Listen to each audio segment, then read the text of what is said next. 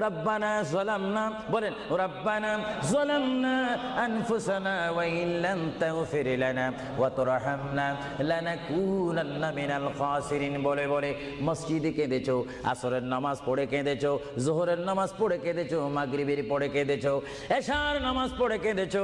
এ বান্দা, নামাজের মুসল্লা যখন বসে যাও, আমি আল্লাহকে তোমরা বারবার বল, আল্লাহ আমার গুনাহ মাফ করে দাও। তারপরও আমি তোমাদের গুনাহ মাফ করে নেই।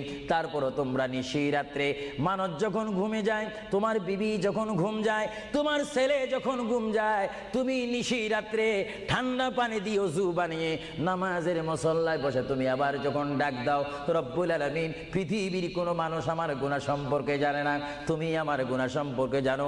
আমি এমন গুনাহ করেছি আমার বিবি জানে না, বিবি গুনাহ করেছে আমি জানি না। আল্লাহ তুমি সব কিচ্ছু জানো। হে আমার প্রভু, তুমি আমাকে মাফ করে দাও। আমার আল্লাহ বলে, তারপরও যদি তোমাদেরকে আমি মাফ না করি, তারপরও বান্দা তোমরা আমার রহমতের দরজা থেকে ফিরে যাইও না। আমি